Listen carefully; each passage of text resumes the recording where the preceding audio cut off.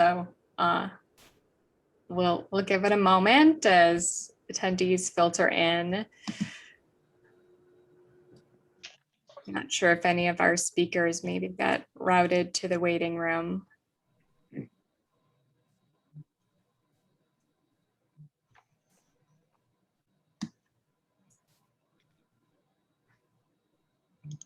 I just realized I don't have my background up, so my mother-in-law is moving and I have a new piece of furniture that I have to unwrap here. Oh, So it's a different background, but what the heck. it looks like Sophia Thompson's in the waiting room. And Carissa. Okay, if we can get them moved over. I can see you. This is Carissa. Oh, okay. Sweet. I don't see, is Dr. Ogawa in? She just messaged that she can't get in.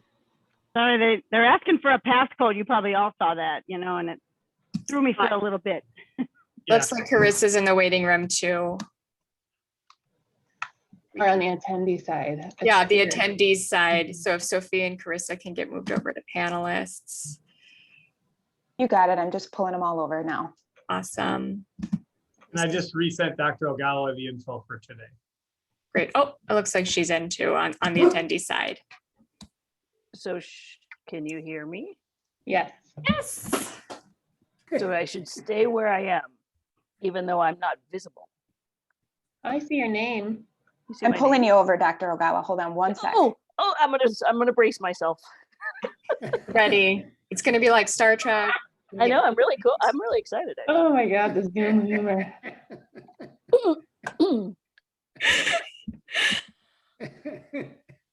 Doesn't take much for us. No, it doesn't actually, does it? Oh.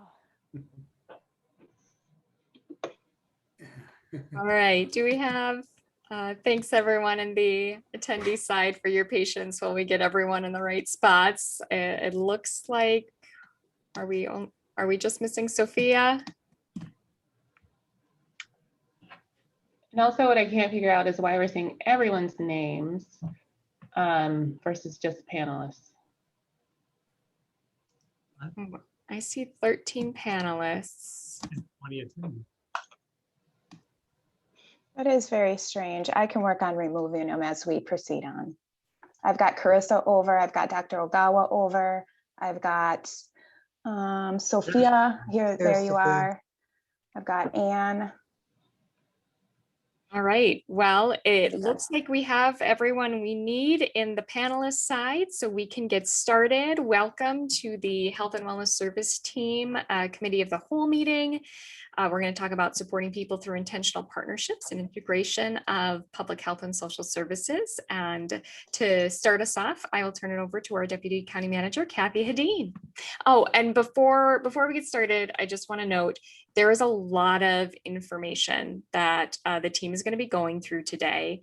And for that reason, I am asking folks to hold questions. Please take notes, and we'll have lots of time for questions at the end. But even as I got the preview of this, I had a bunch of questions that I ended up crossing off as we got through the whole presentation. So in order to make sure that we can really have robust Q&A at the end, we're gonna hold unless it's urgent. And so with that, thank you, Deputy County Manager Hadeen. Thank you, Madam Chair. Happy to be here today with many Health and Wellness Service Team leaders for the Health and Wellness Committee of the Whole. If you want to go to the next slide, we can get a look at the agenda. For today, we'll focus on what we're calling the Prevention Clinic and the work to bring multiple programs and services within Social Services Department and the Public Health Department together to provide joint prevention services for clients of the Ramsey County Mental Health Center, as well as other places within our county system. The intended outcome of creating a prevention clinic was to work with people we know who are high risk for chronic diseases and substance use disorder and would benefit from joint care. We saw a need to connect interdisciplinary care coordination and community health outreach as well. If you want to please move to the next slide. There's been a lot of amazing people who have brought this work together. Today, you will hear from Social Services Division Director Sophia Thompson, Medical Director Dr. Lynn Ogawa, and Carissa Glatt, former chronic disease prevention, planning manager, as well as currently our food security administrator. The three of them will walk through how we went from services provided within each of the departments to a newly integrated service through a joint prevention clinic. It's actually taken a ton of effort. This work started quite a while ago, it feels. And of course, we've had a COVID pandemic to just slow us down a little bit, but not completely make this stop. And so it's actually pretty impressive that we got to this point of being able to launch this prevention clinic. And so we also have from social services, Lumi Graf, Emily Ratzman, Pam Sanchez, who will be available for questions as we move forward. Public health, we have Dr. Jenny Zhang, along with Michelle Van Franken, Dr. Michelle Van Franken. I'm just gonna call everybody Dr. Pistolka, Chow Yang, Michelle Dean, and Shelley Thrawn. And then the work as we move forward will launch also into community corrections, and there's a partnership with IPR as well. So Monica Long, Sean Trustin, Heidi Smith, I should say, and Melinda Donaway have been partners along the way. So to get us started, I will hand it over to Sophia Thompson to take us through. All right, well, good afternoon, everyone. Chairwoman Featherum and commissioners, thank you for having us here. This afternoon, I will start by taking a look at how services provided at the Mental Health Center have evolved. So looking at the Ramsey County Mental Health Center has how we've been providing services to residents since July of 1962. As you can imagine, there's been an evolution of how these services looked then and now. We operate as a Rule 29 clinic, which essentially means we're a community mental health center. And under this certification, we provide general information and referral, psychiatric rehabilitation, and therapy, individualized and group. We also have what's called a 245G certification, which we're able to offer chemical dependency services. Those programs are also done individualized and in group settings. We are one of 2 partial hospitalization programs that operate in Ramsey County. And this is essentially a step down from the hospital. So some individuals who need to leave the hospital and come into a very intensive program where they can get services up to 5 days a week. Now, I'll talk a little bit about that program. We had to stop providing services in that program over during COVID, but we anticipate to restart those services soon. In 2014, the US Congress enacted the Excellence in Mental Health Act, which established a demonstration project to test out certified community behavioral health clinics. In December 2016, Minnesota was chosen to be one of 8 states to pilot the CCBHC, as we often call it, and you'll hear me reference the CCBHC today, which references the Certified Community Behavioral Health Clinics.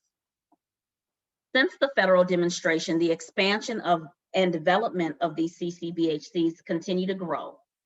Ramsey County Mental Health Center became certified in the fall of 2017, as many of you will recall, if you think back to that time as this was getting initiated.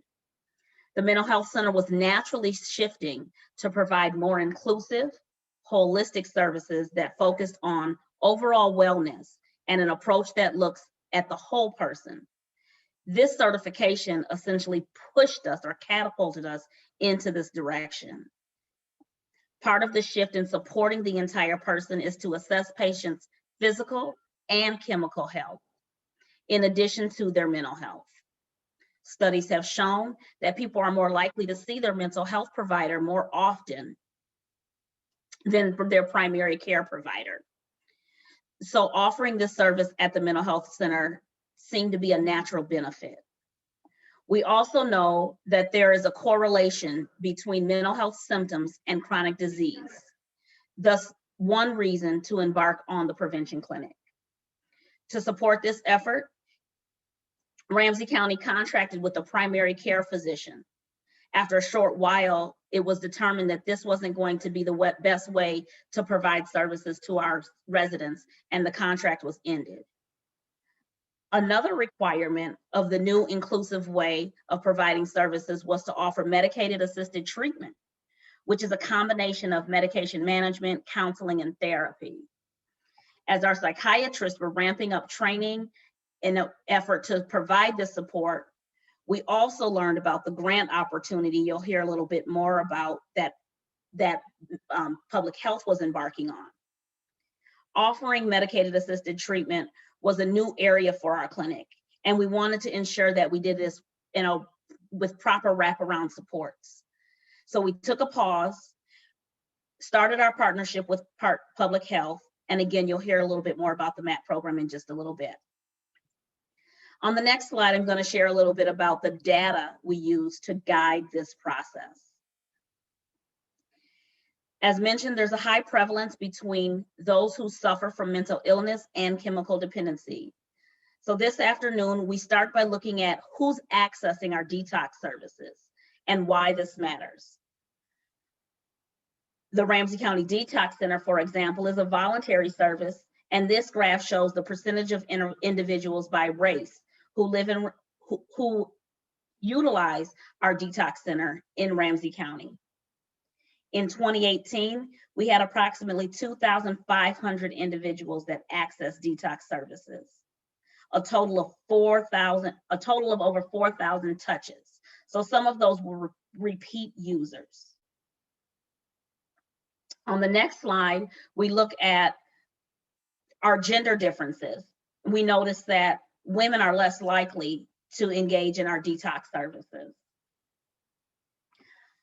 On our next slide, Ramsey County residents have self-reported that mental illness is a significant barrier to receiving substance abuse treatment.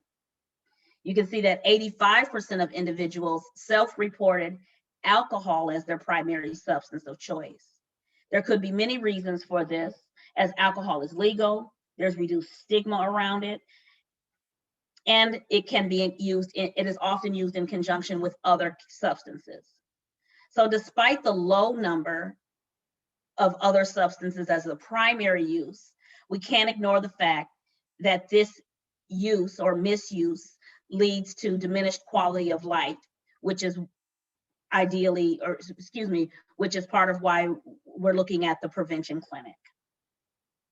Next slide. The number of individuals coming through our detox facility in 2018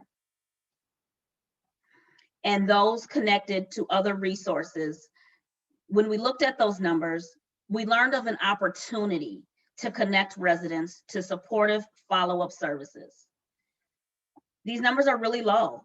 Only 9% of those individuals who were coming through to detox were connected with other services. Again, rather than looking at this and being concerned, we see this as an opportunity to connect and how to work better within our own department and with those in other departments. Next slide. I'm going to shift now from the data and of the detox data, which I'm using that as a connection to why or the services we provide at the mental health center. One moment.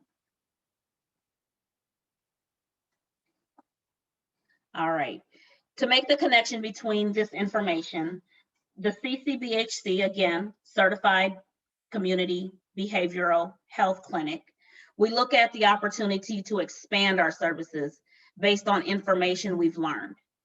This picture shows the services we're expected to provide at the clinic. So the inner circle, the brown circle, looks at crisis mental health services, which we offer in conjunction with our crisis team. Screening, assessing, diagnosing, patient-centered treatment planning, and outpatient mental health services. These services listed on the outer ring are those that we can provide in-house or through partnerships with other organizations. As was mentioned earlier, our outpatient clinic primary care screening, we attempted to do that with a partner and it didn't work. So rather than going outside for a partner, we looked inside at our public health partners to get this started. Other services on that outer ring that could be provided include targeted case management, psychiatric rehabilitation, and peer support. Although we could offer these through an external partner, we currently offer these internally. The next slide looks at, the last part on this slide references our support with veterans. We are working on ramping up this program as well. Currently, we have communication with the Veterans Department of how we receive referrals and provide services to our vets. Next slide. Here we have a comprehensive list of all the services provided at the CCBHC.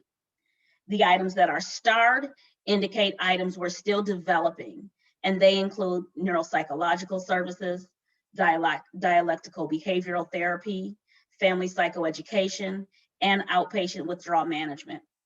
Again, shifting from providing, shifting to the certification and really being able to provide this robust service at the mental health center it's been a challenge. It has been fun, but it has been something that we really have to be intentional about and really think about how we're going to add these services in a way that is supportive for our families and the people who are in Ramsey County. As a reminder, the CCBHC is unique in that anyone who comes to the clinic for a billable service and is on medical assistance, we can bill a daily rate for those individuals. This means if a person comes to the clinic 3 times a week for 3 different services, or maybe 3 of the same services, we're able to bill that same rate for these individuals. So we do find that this is a sustainable program and one that we definitely need to continue to invest in. We think of it as a comprehensive one-stop shop. We know that we can't service everybody and that we do have to work with our partners in the community. But to the best of our ability, we want to be able to provide as many services as we can in-house. Next slide. This slide represents the number of individuals seen at the mental health center in the last 2 years, not including our crisis clients. You see there was a decline over the last year, and we anticipate this was because of COVID-19.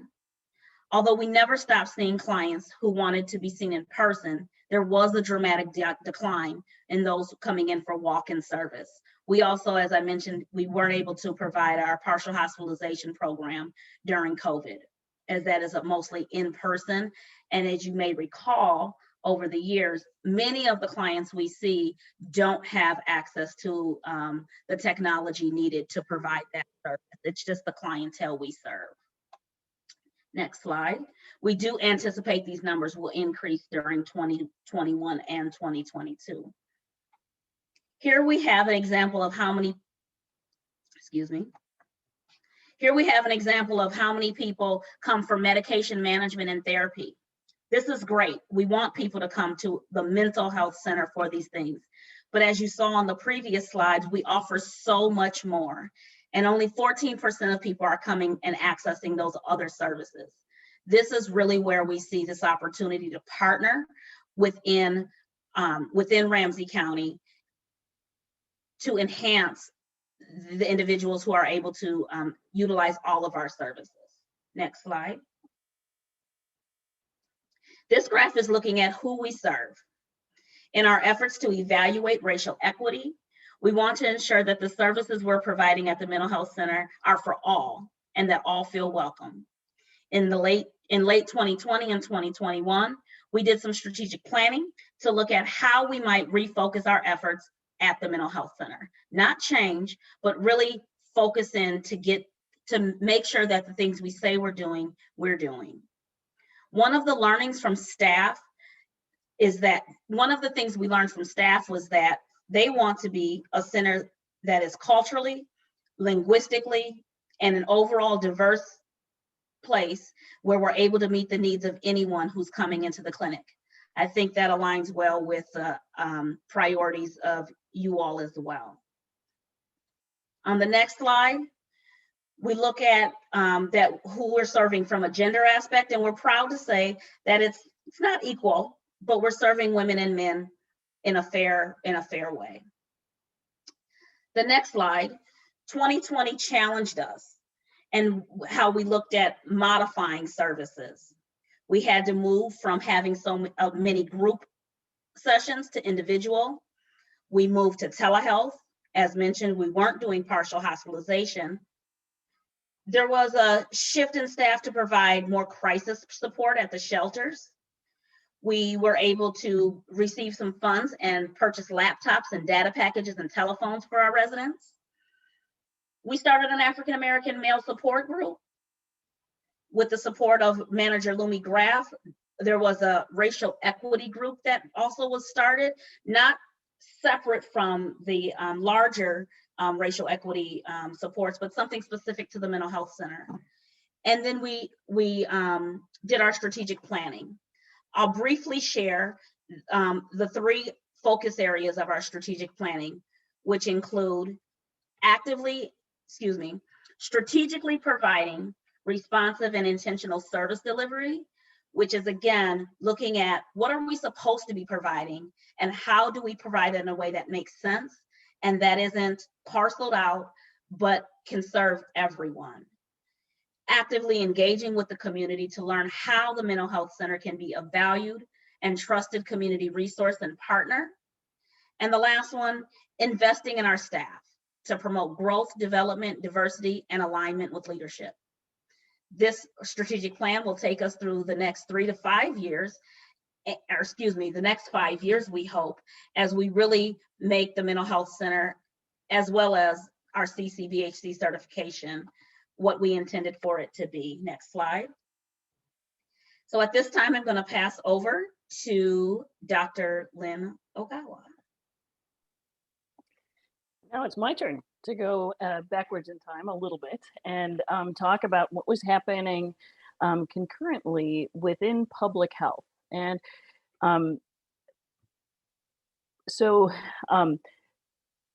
services was going through its programmatic changes, its mental health clinic, its certified community behavioral health clinic certification. And in public health, we have been working on specific public health identified issues throughout the course of time as well. And we were interested in expanding some of those services that we had been providing to include medication-assisted treatment. You'll see actually on this timeline that medication-assisted treatment and substance use disorder services are actually on this multiple times. And it's because we've really learned a lot about what substance use disorder is, how it needs to be treated. And we recognize that there is a medical or medication component to it, but there's also the behavioral health, the mental health component. And so we see this as a wonderful way to combine public health's medical focus and mental health, social services, mental health focus. In addition to that, within public health, we have been working for years within the statewide health improvement partnership grant, which works to improve overall communities' health through the reduction of chronic disease burden and improvement of community health through smoking cessation, healthy food alternatives, and activity and exercise for whole communities. We also, and Carissa will be speaking more specifically about the 1817 grant, but just briefly, I wanted to point out the 1817 grant, which is a CDC-based grant focusing on high-risk populations that are at risk for chronic disease. And so really, the idea behind the 1817 was to move earlier or upstream, as we often say, to prevent chronic disease from even occurring in exceptionally high-risk populations. Our public health community health assessment occurred right before I started here at Ramsey County, which was nice because we had a great deal of information coming out of that assessment as I came on board. And our community really identified opiate use, substance use, mental health, and chronic disease as important things that they recognized that as a public health department, we should be focusing on. Lastly, that I'll mention is that also over the course of the last 2 to 3 years, we've been working within clinical services with the syringe exchange, which specifically provides harm reduction and is also, though, a touch point to the county for a community that is often marginalized and sometimes even ignored within the rest of the medical community and the mental health community. Next slide, please. I mentioned all of those programs, and within public health, those cross multiple divisions. And you'll see all of those divisions are represented in our overall public health organizational chart, but also in the large group of people who have come together to work on this that Deputy County Manager Hadeen pointed out.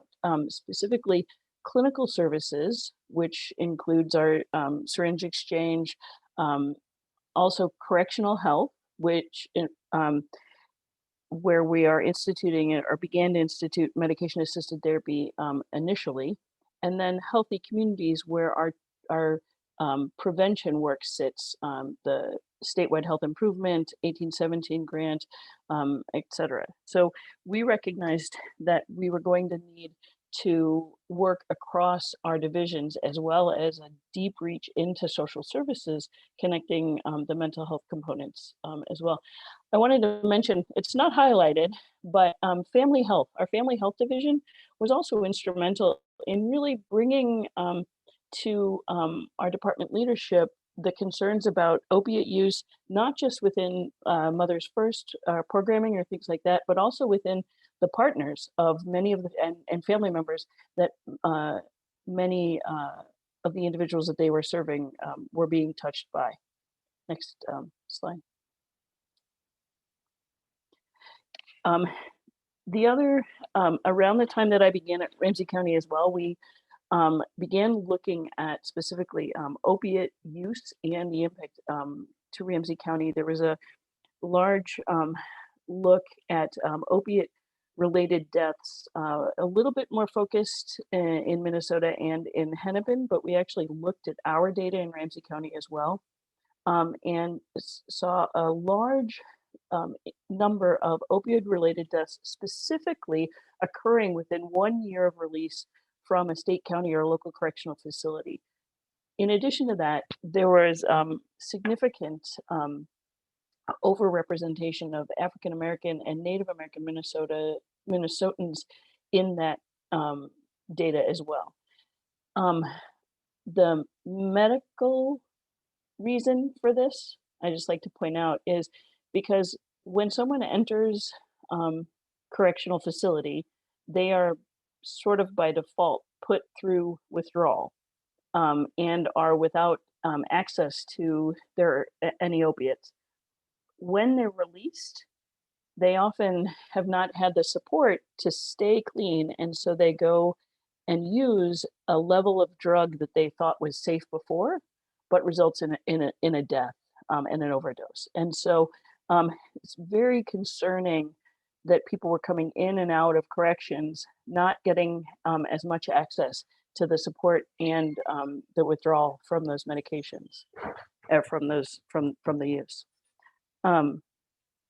The other interesting bit of information that we've gotten just within the past week from our current medical examiners, our medical examiner office, is that in 2019, there were 82 opiate deaths due to overdose, and unfortunately, likely related to the pandemic and the increased stresses and the increased substance use that we're seeing. In 2020, there were 134 deaths in Ramsey County related to opiate overdoses. This is exceptionally distressing for all of us and should be. And so our beginning of medication-assisted therapy and our push for intervening, especially within corrections and within our our syringe exchange for reducing that mortality is exceptionally important at this time. Next slide, please. Dr. Ogawa, as you transition to the next slide too, I just wanted to underscore where you just were going. I wanted to flag for the board. You'll hear more about this relationship across two service teams during the budget meetings. It was stark over the last 2 weeks for those of us who sat through the different service teams coming in. And the medical examiner's office talked about what Dr. Ogawa just described. And what it was for me personally was we've been hearing from public health the risks across to households and individuals in many ways that are kind of unseen while we all were at home or under more stay-at-home style orders. And we're beginning to see through medical examiner data and now through a lot of what you're looking at today, how that bears fruit. And so this is going to be an ongoing dialogue. I just want to make that connection now. We'll be talking about it through the budget. I'm going to let County Manager O'Connor mention the budget. I will, though, mention that that data came from Dr. Mills, and so I'm sure you will be hearing more about it. And there's some interesting racial breakdown as well that I think is important. Another component that they're seeing, and they'll mention as well, but I think is also borne up by our syringe exchange data specifically, is that you'll see our numbers dramatically increased from 2019 to 2020 in terms of individuals seeking syringe exchange through our program. What I wanted to highlight from this, though, and what is borne out within the medical examiner's office as well, is that while the most common drugs were previously meth and heroin, we're seeing a rise in other opiates. Fentanyl, which is an especially dangerous and especially potent opiate and difficult to test for, as well as the numbers of individuals who are using not just one drug of choice or not just one drug, but multiple drugs and multiple drugs combined. And that's very, very concerning, because it gets at the fact that substance use is getting, in many ways, more difficult to identify, the drugs of abuse, and more difficult to treat in some ways, because while we have good medications for certain drug use, we don't have perfect medications for all of them. Next slide, please. So medication-assisted treatment or medication-assisted therapy, it goes by MAT. We all love that. Is what we've learned over the course of the last 15 to 20 years is that substance use disorder is a multifaceted issue. It's not like blood pressure. I can't just pick a medication and treat it. It requires medications which do reduce cravings, which reduce the risk of overdose, but it also is heavily reliant on, just as Sophia mentioned earlier, therapy, supportive environments, and mental health treatment as well.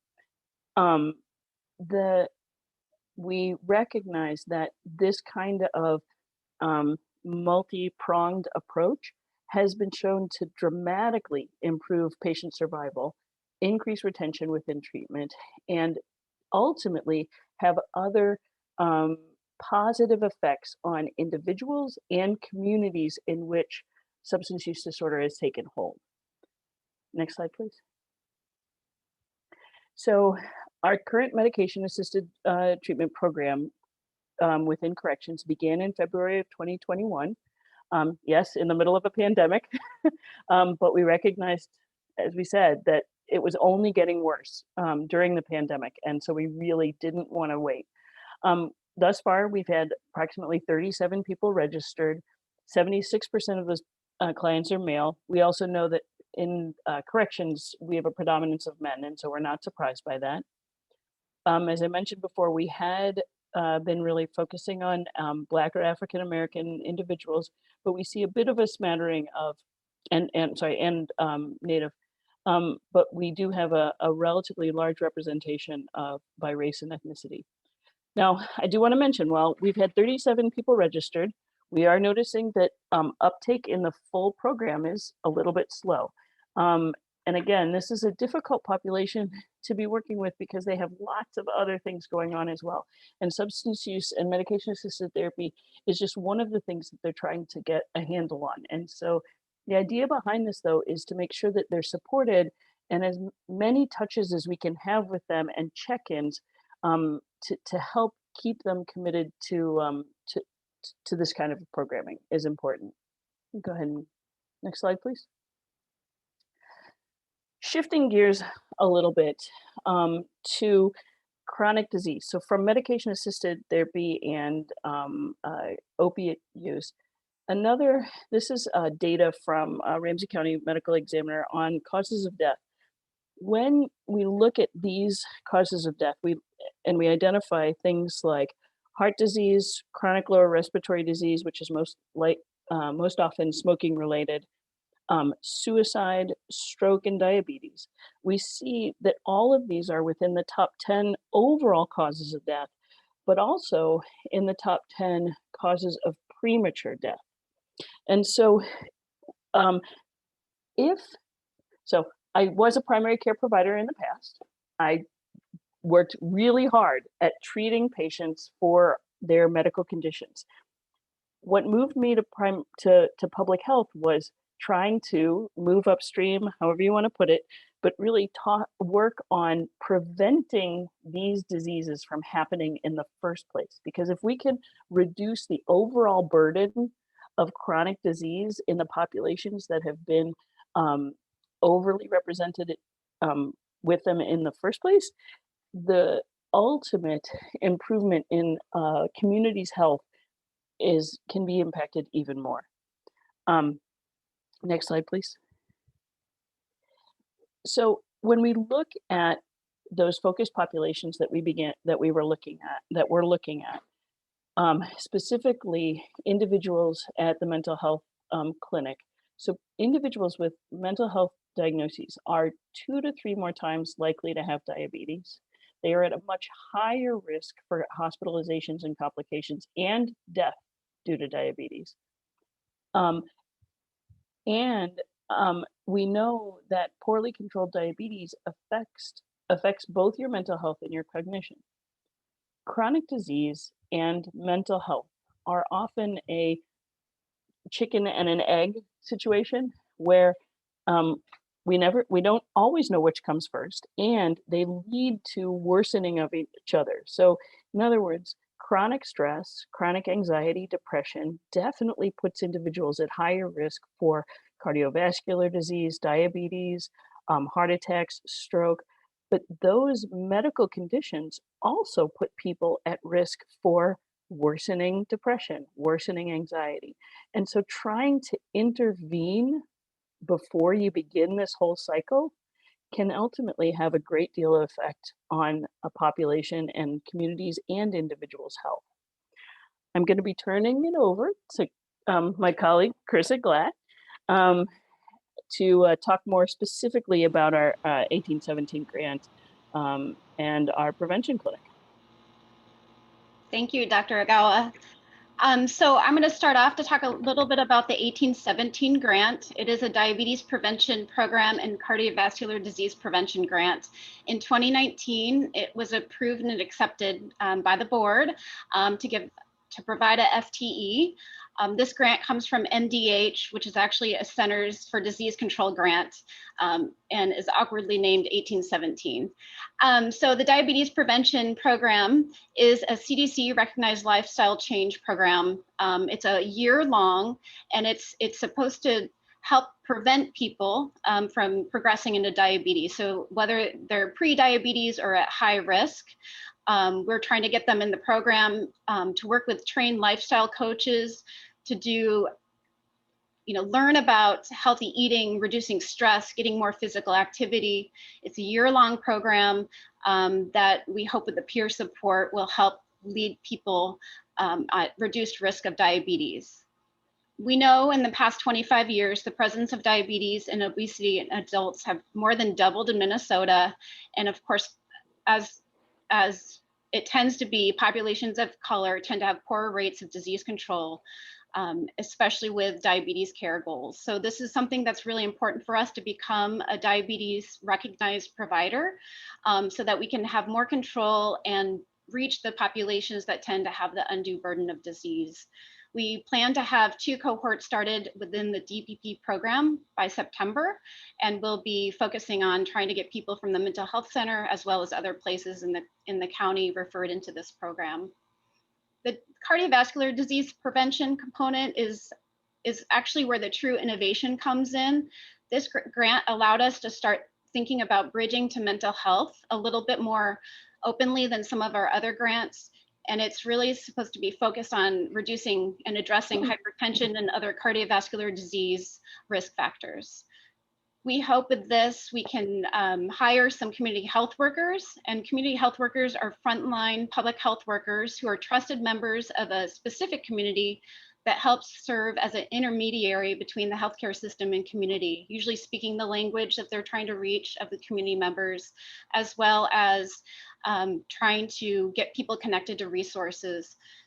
And then of course, there's the electronic health records referral process. This grant is allowing us to have some more flexibility to use non-traditional medical staff to do some referrals and screening for high risk cardiovascular disease. Next slide, please. Also with the SHIP program, the Statewide Health Improvement Partnership, we have provided some funding to train the mental health center staff to become certified tobacco treatment specialists. This allows us to do some, not only reducing disease burden through the cessation of tobacco, but also to hopefully have some reimbursement that's possible when they hold group meetings to help people quit or reduce tobacco use. The SHIP funding is also going to be doing some motivational training for staff around healthy lifestyles, and not only within the mental health center, but also hoping to bridge the probation staff as well, so they can start to talk about health when they're meeting with their clients. Within the SHIP program, we're also trying to address food insecurity with the expansion of the public health screen and intervene pilot, which is happening throughout any client facing services within public health, where they're screening for food insecurity and referring to some resources in the community, as well as giving people farmers market bucks so that they can use it at the local farmers market to help address the food insecurity they're facing. And then finally, we're hoping to use some funding within SHIP to train staff for trauma-informed care. This is something that's really foundational in order to meet people where they're at and to be able to handle people coming from all different walks of life with lots of different things happening in their life, so we can make them feel welcome and engaged. Next slide, please. So at this point, I'm going to talk about a little bit about where we are now, and this is within the electronic health records, the medicated assisted treatment services, and chronic disease prevention. So next slide. So this is where the prevention clinic comes into play. It's yet to be named, which I'll talk about in a moment.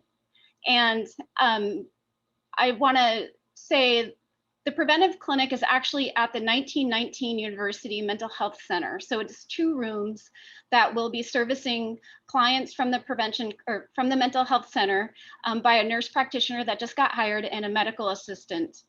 They're going to be able to meet current patient needs for preventive care and stabilization of chronic disease.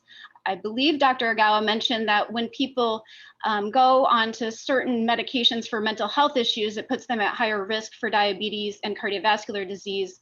So it's going to be important for us to start to assess and screen people and start to meet people where they're at with their whole care. So of course, we're going to screen for diabetes and cardiovascular disease risk factors to determine who's at high risk. The social determinants of health assessment, we're going to be screening for food insecurity and housing instability. Hoping in the future we might be able to talk about workforce solutions to get people jobs, as well as other different resources from within the community or within the county and out in the community. And then finally, we'll also be using community health workers to connect to resources. But I do want to mention that this is not a primary care clinic. We are going to stay focused on chronic disease, stabilization and prevention. and doing resources to get people connected to community for primary care. It's not going to be full service at this point. We don't know what the future holds, but right now we're going to really try to stay focused through this innovation phase and build out. And next slide, please. All right, it's a little small, but I just wanted to give a little snapshot of the chronic disease prevention clinic org chart. So you'll see it's a dual partnership between public health and social services. The nurse practitioner, Shelley Throne, has recently been hired. We'll get medical direction from Dr. Lynn Ogawa, but the clinic will be run under Lumi Graf, who's the mental health care center manager.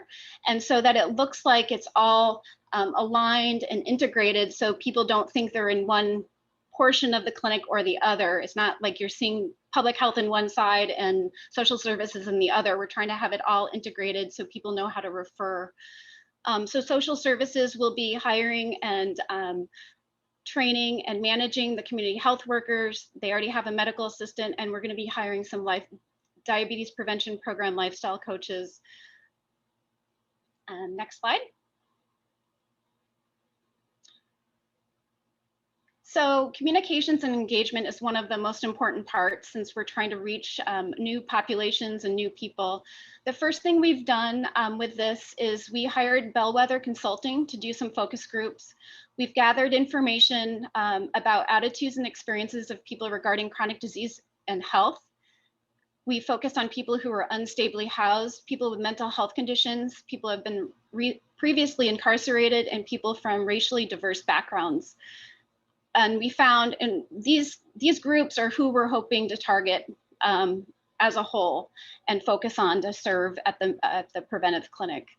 So we found that less than half had a primary care provider and relied on emergency rooms, and that many had personal or family struggles with diabetes, but some were unaware of the causes of cardiovascular disease. There were themes that emerged about how people felt when they went to get care out in the community. And I'll read one quote that we heard. So, I got experience with one hospital for drugs and alcohol, and I get the feeling that I'm looked down upon because of that. I hear doctors and nurses talking, and they treat you different because you're an alcoholic or because you're a drug addict. That's what makes me hesitant about going somewhere like that. I would rather die in my room than go through that. So with this, we heard a lot with these focus groups, but this eye-opening, quote that we heard with someone with a substance use disorder is the reason we want to build a process that meets people where they are within the preventive clinic, and to make sure people feel welcome and engaged in this clinic. Also within engagement and communications, we hope to engage community to help name this clinic down the road. I don't believe it will stay named the preventive clinic forever. Hopefully aligning with the strategic plan that Sophia mentioned within the mental health center and social services. We also feel the first thing we need to do is engage staff at the mental health center so that they can start to understand why it's important to address chronic disease. So that there can be referrals to the preventive clinic, as well as starting to engage and communicate with current and potential patients. Next slide, please. And so at this point, I can talk a little bit about where we're going. So you've heard the background, you hear where we are now, and this is where we're going. And it's really focused on process development and integration. So with public health and social services, we're working closely together to roll out and implement the use of electronic health records and plan to leverage their efforts to improve clients' experience no matter where they enter. We're hoping that electronic health records will also build out reimbursement for services and will lead us to creating a self-sufficient model, especially within the use of community health workers and DPP lifestyle coaches. Earlier, Sophia talked about detox as a connection point that will be made in the future. So we know there's an opportunity to bridge those leaving detox to this preventive clinic within the mental health center. We're hoping to engage or build out a process of referrals from probation. This process will help find high-risk patients to engage them into the preventive clinic. We're hoping this will also be an opportunity to build out telehealth so that when they come to see their probation officer, they can actually use telehealth equipment to talk to the nurse practitioner if they're unable to have transportation to get over to the preventive clinic. As well as we're hoping the community health worker will be able to leave the preventive clinic and actually go to the probation offices to meet clients where they're at too. And we're hoping that this will help offset some of the healthcare concerns that probation officers are working with and dealing with that might make patient or clients unable to meet their own life goals if they're dealing with some major health issues. We want to, as I mentioned before, have trauma-informed staff that will help us make a more welcoming environment and treating people with respect, no matter where they're coming from. And the use of community health workers has been mentioned several times. So we're really excited about this new idea to integrate into this clinic. I mentioned the telehealth for nurse practitioner, and then one other part that we've been talking with IPR is having some of the service center navigators there at the mental health center to address other needs so they can do some referrals back to the county, make sure people are eligible to SNAP actually receive that, or maybe they'll get some employment services or other different resources that the county provides, as well as what the community health worker might be talking about out in the community. Within public health and social services, we know there's a lot of bi-directional referral opportunities. So if we talk about WIC or SNAP, or even family health or syringe exchange, or even the immunization clinic, if we think about how we can start to enhance and extend what we're currently hoping to do, which is right now is just build out the process to do those direct referrals from the mental health center current clients. But down the road, we're hoping that we can build out another referral process from other opportunities from the county to get referred to the clinic as well. And then when the clinic itself is up and operating, refer back to public health for other services that the clinic itself does not provide. And then finally, talking a little bit about correctional health. So the MAT grant right now is starting that medicated assisted therapy or medication assisted therapy. But in the beginning of this grant, the 1817 grant, we've talked about even having diabetes or chronic disease prevention classes within corrections. So could we at the RCCF start to talk about health upstream before people come out into the community and start to talk a little bit more about how they can control their health, feel empowered to control their health and meet some other needs. And then next slide. So in conclusion, we want to support people through intentional partnerships. So whether you enter the mental health center, probation, corrections, we're hoping that everyone gets screened and all these services provided on the right. So we want to do social determinants of health screening. We want to have diabetes and cardiovascular disease screening and monitoring, have service center navigators as a touch point, community health workers, and then of course, mental health and substance use disorder services, so that there's no wrong door. People can come in and we start to bridge all the different services we provide into one place so people feel welcome and we can meet them where they're at. And next slide. That concludes my portion of the presentation. Thank you.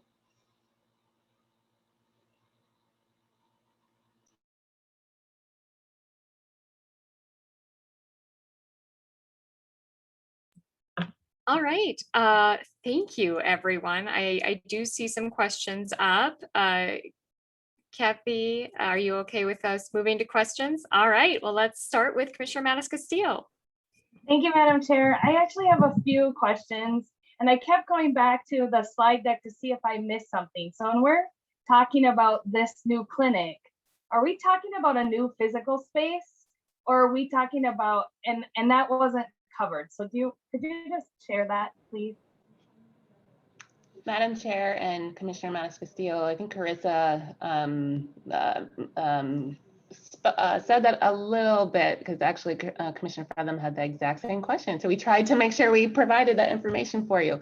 But the physical portion of it is actually at our 1919 University Mental Health Clinic. But what you also heard is as we move forward and working with other places around our county system, there are ways to reach out and to meet people in other places where they're at.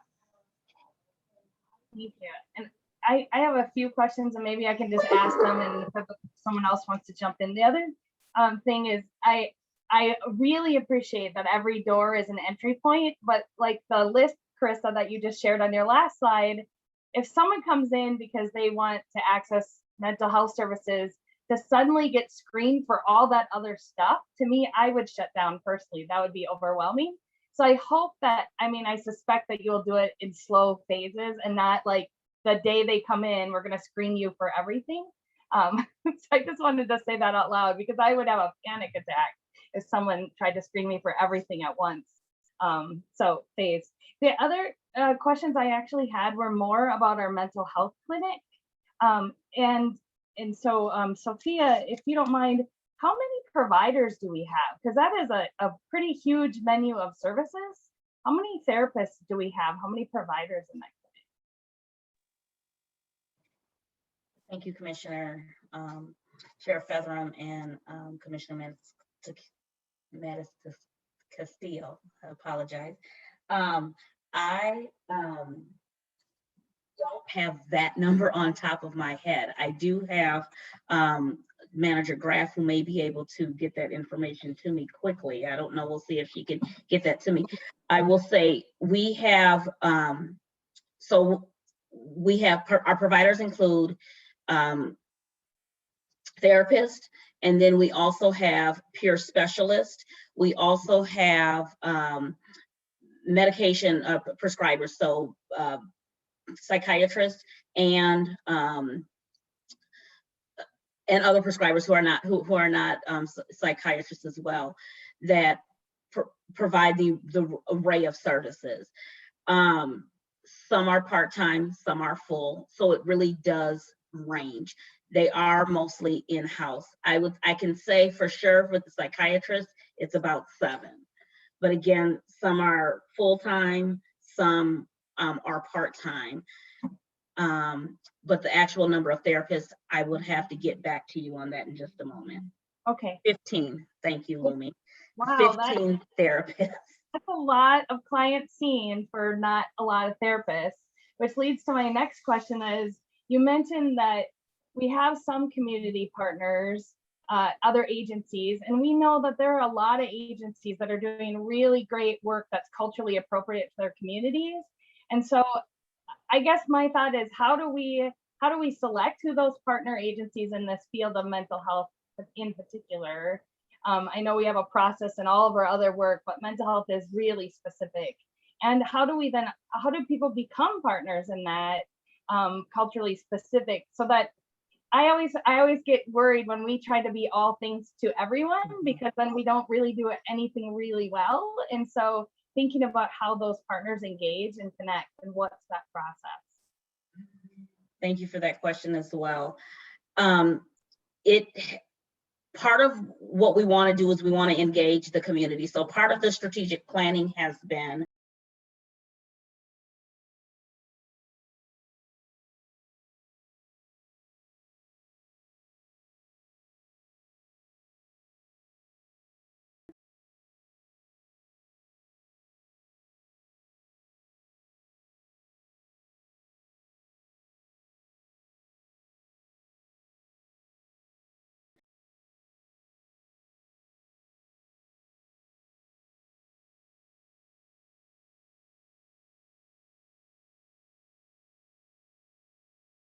choosing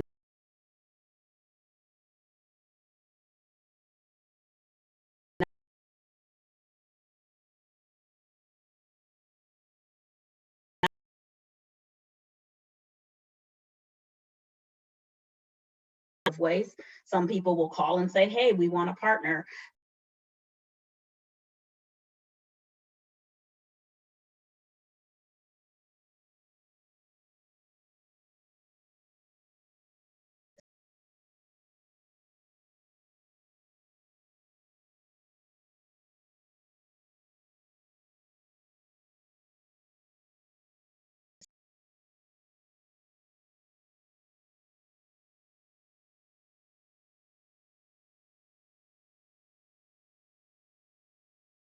the CCBHC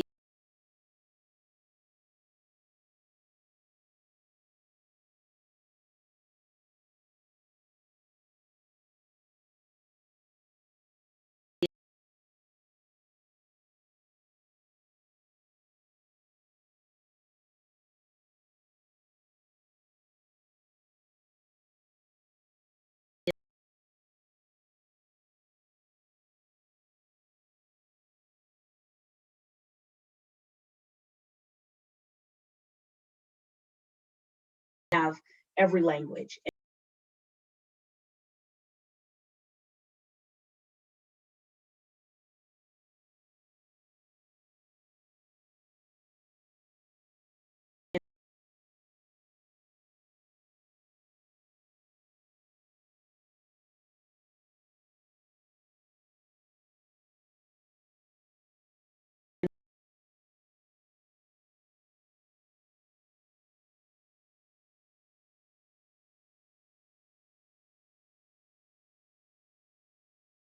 We're talking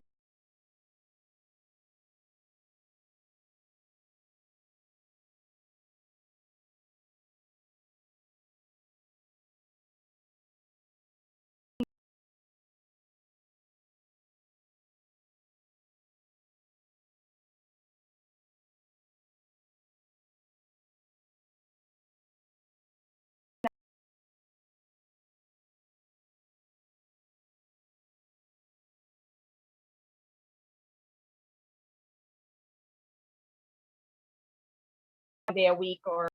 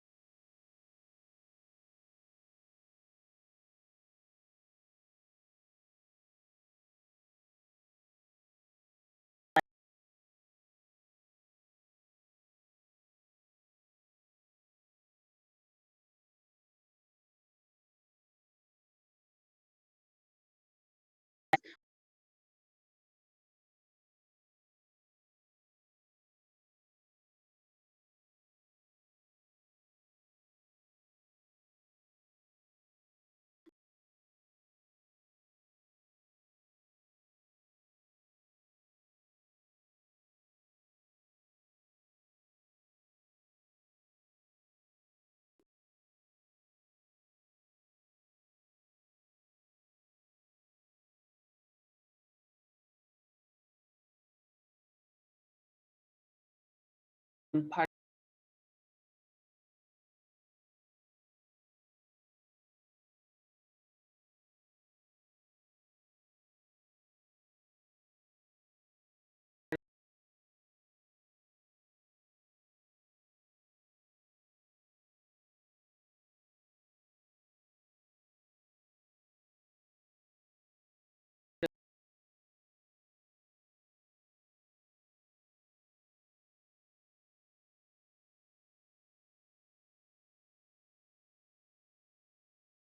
my home main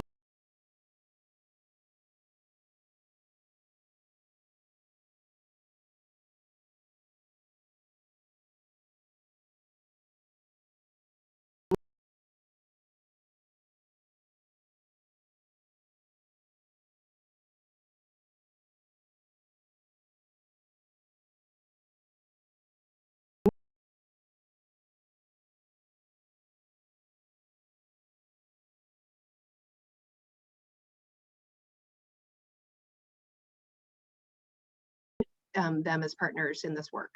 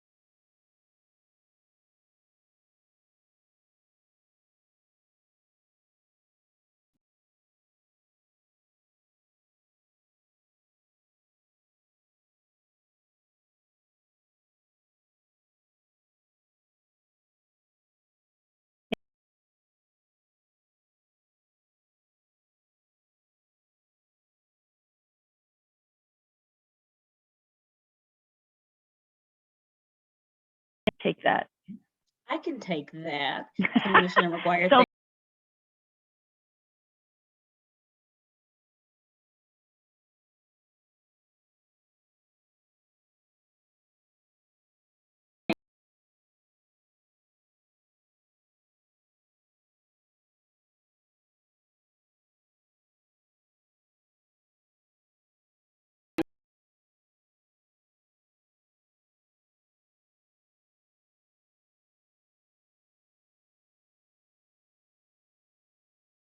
with our strategic planning, we do report back. We did offer the opportunity for a few of not a few. We offered the opportunity for anyone who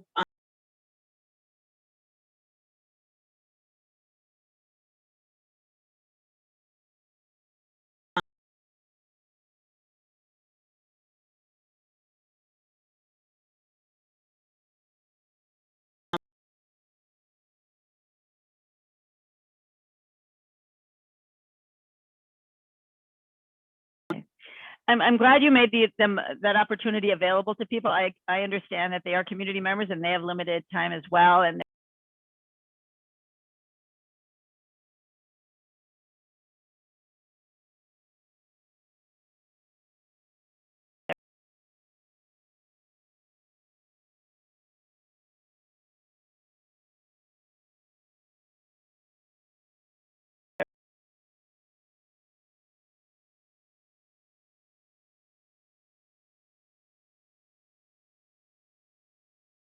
the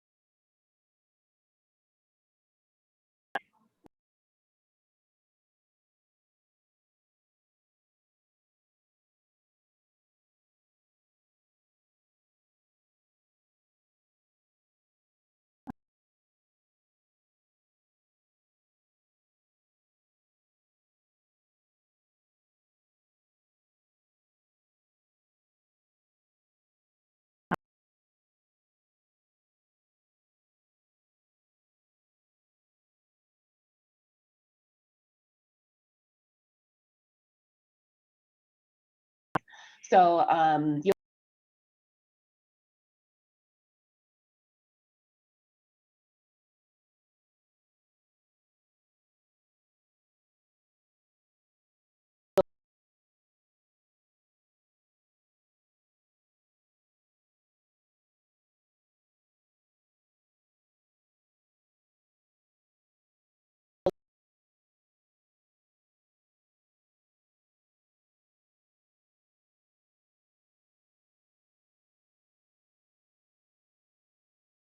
I agree with that, but I also want to say that, of course, we all have taken people to the doctors, and I have, 93-year-old mother. That's not that easy. You get her to the doctor, and then they say, oh, well, she needs 5 more tests, so you need to make 5 more appointments.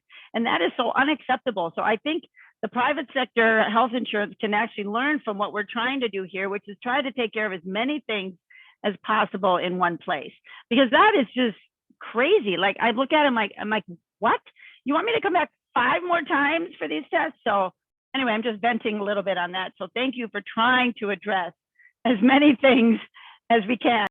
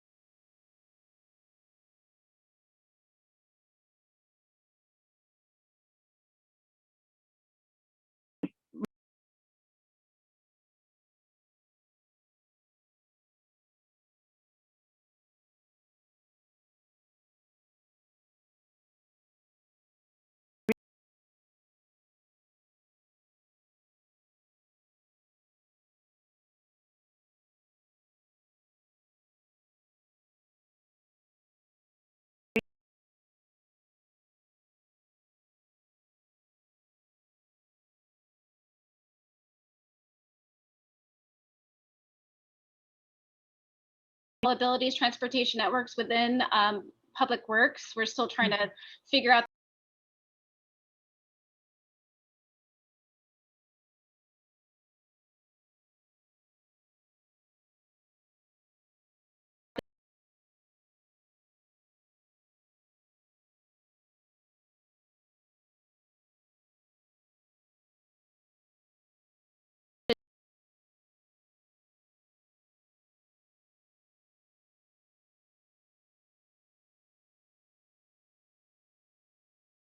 to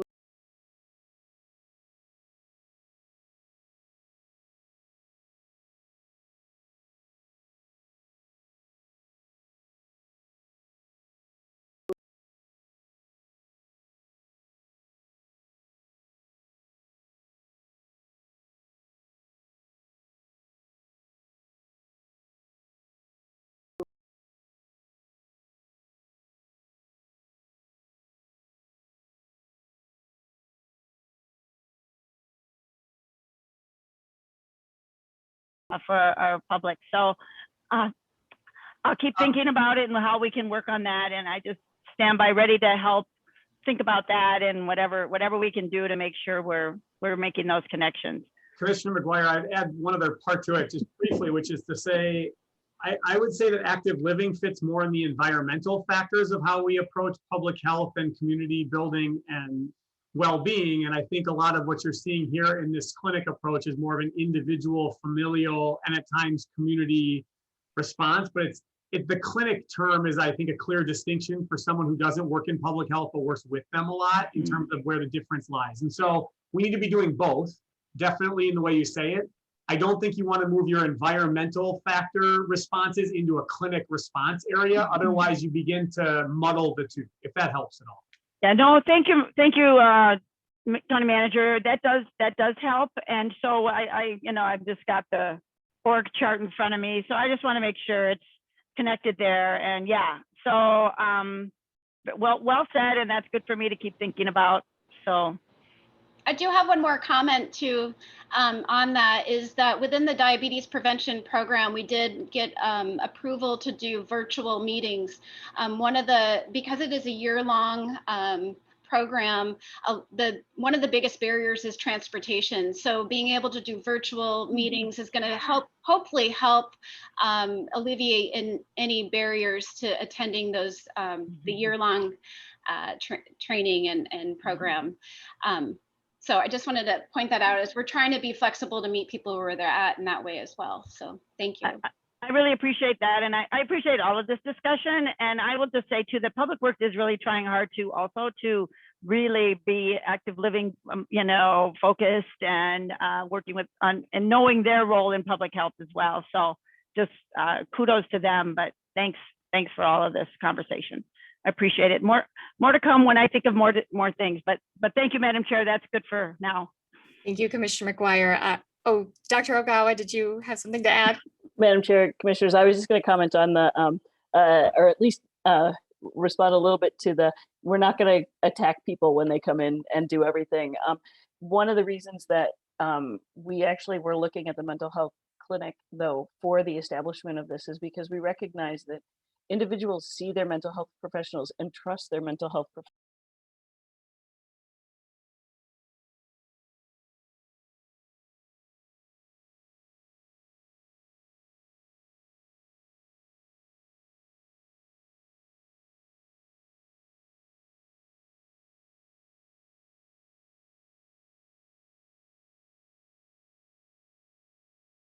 Watching their patients, unfortunately, either gain weight or get other issues. And so it is about going to people in their trusted spaces, right?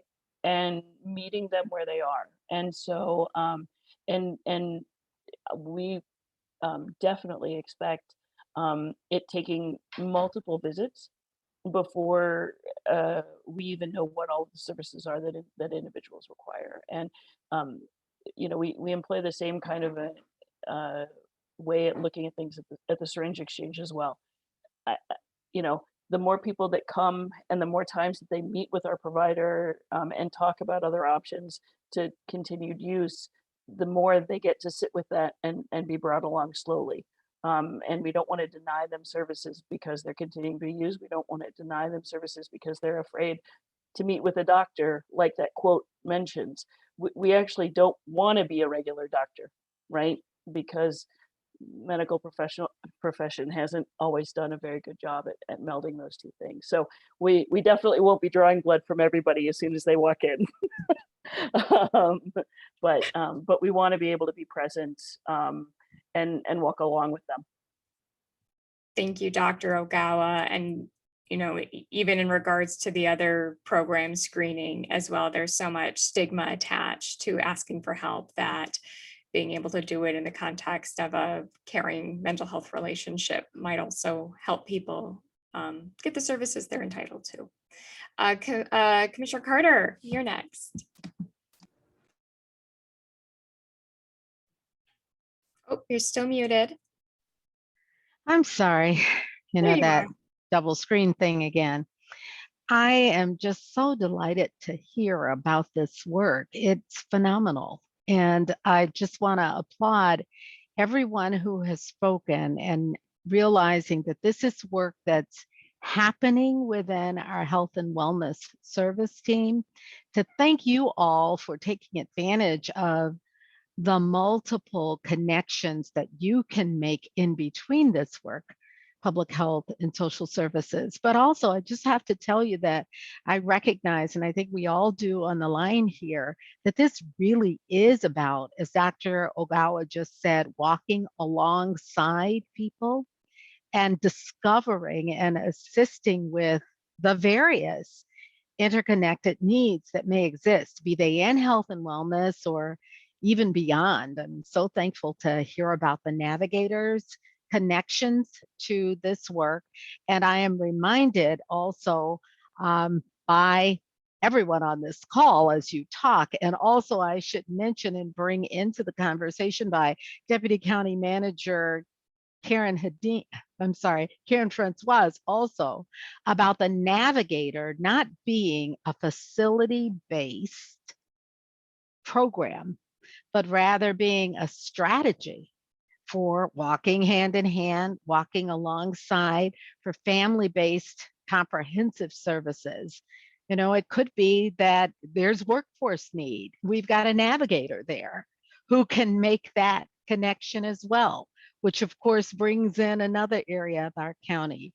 It is so marvelous to see that we're basing on our goals for people, that we are accelerating the transformation across our county, and that we're also partnering. And as you talk about them, the partnership and the careful need to design services that we can deliver, but also be available for partnerships. I think about, ways in which, of course, language services can be delivered, not just by being there in the department, or in which we can connect to gym partnerships or walking clubs and make certain that this is a place where people who have come to us through one window can be exposed to all that is available to them that they can connect to, which could have only been available through other doors at another time. I continue to see that really what sets us apart in this county is how we are putting it all together. So do I have a question? Yeah, I probably have about 10, but some of them have already been asked. I will just check in to say that as I look at the list of diseases or the list of things that, befall people in particular in these circumstances where they're coming to us for mental health or chemical health needs, I see a large number of things. I hope this is pathway through which we can discover other ways of serving other needs, because of course, the key is to be able to integrate those services to connect people to resources. And I know, that it was surprising to me some time ago to learn that people with mental health issues in particular had shorter life trajectories, that's very clear at this point in time. I wish I'd known it a long time ago when my brother-in-law, first was diagnosed with schizophrenia. And of course, I had to see him progress through life, and we began to understand some of the complexities he had in connecting to the services he needed for his life. Making certain there's space for family. How do we do that? Are we providing a way for people to connect with their families? And I realize that's not just like you call up a brother or sister, but how do we work to integrate those families and make certain they're also invited? Taking advantage of those cultural partnerships that can be helpful in this space, and not just figuring that we have to deliver the services, but certainly being open to, and are we, to those partnerships that can help us to advance this work for people. And I think about cancer, I think about stroke, and those showed up high on the list too. And over time, finding a way for even our mental health clinic, to be not just a specialized resource, but to be a whole family, to be a whole person resource. And so I would just ask if you see that as a future potential direction. I'm thankful that in this case, people would be able to be there and be assisted in these ways that you've described today.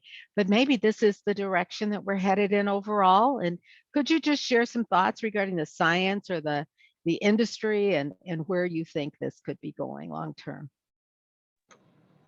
As the team, Commissioner, Madam Chair and Commissioner Carter, thank you for the comments and the question as the team kind of collects their thought on answering that big question. I think, you've hit on a really important thing, and it's something that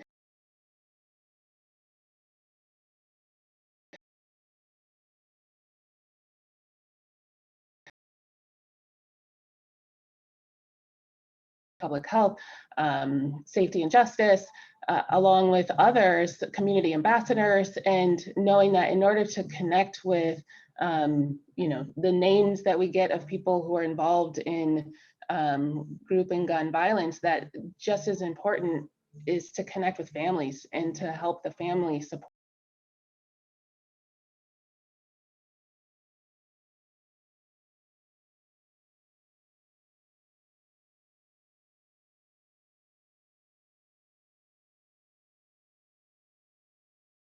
Creating a space for those services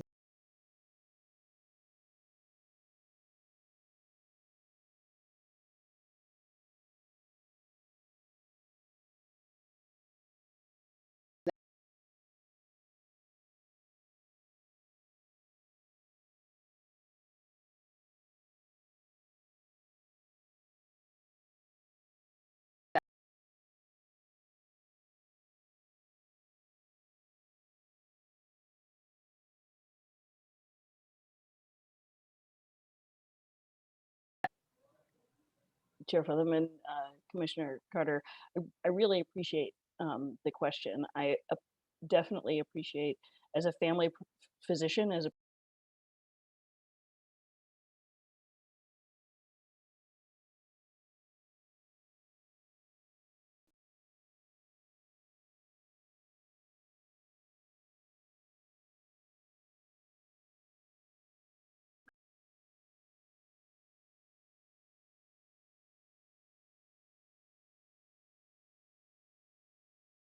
to not get too far ahead of ourselves as well.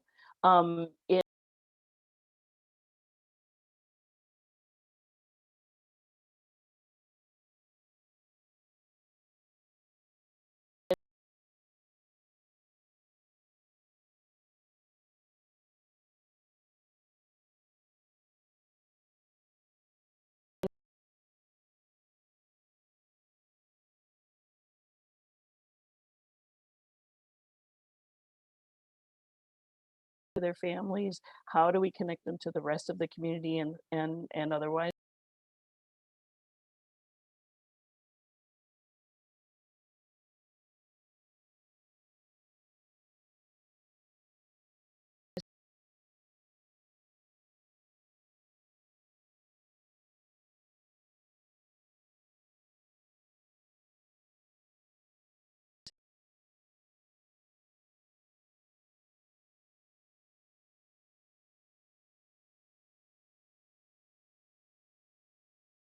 tiny clinical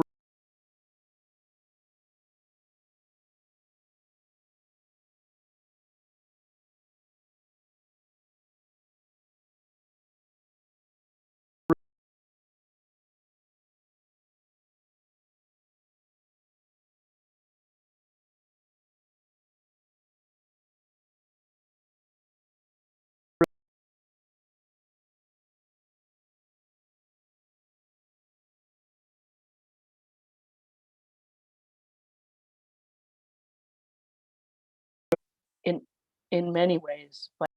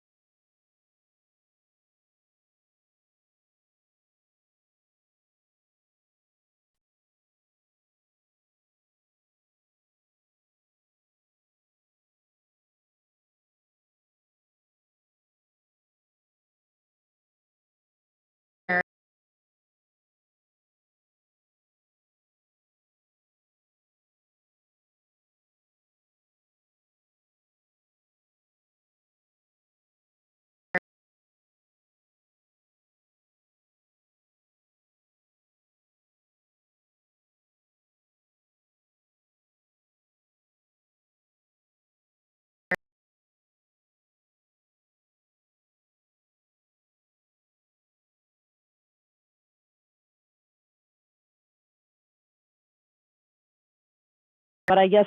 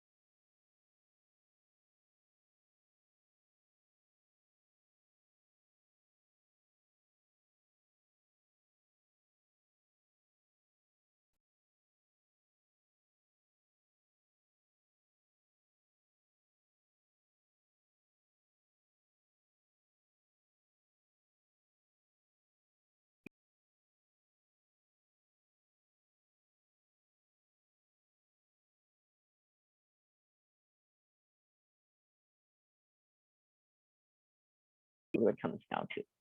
So I think it's exciting and challenging, and kudos to everyone that's involved in this. Thank you.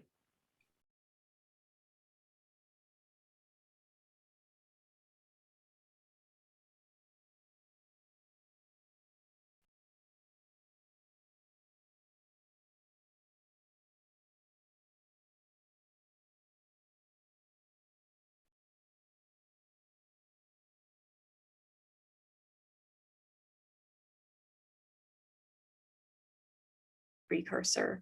And so in order to really meet people at where they're at and to look to healing and wellness, understanding those trauma drivers to any of those conditions is so critical. And with that,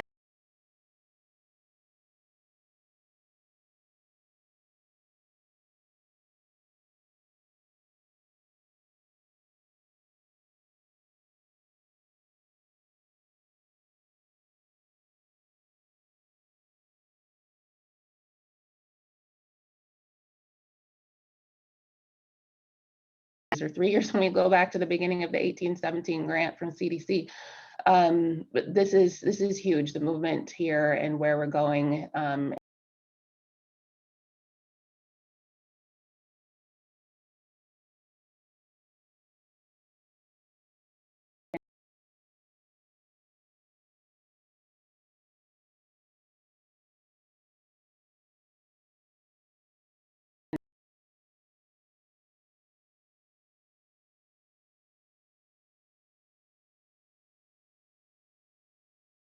Thank you. Phenomenal. Thank you. And with that, we are adjourned. Thank you. Great work, everyone. Good job. Thanks.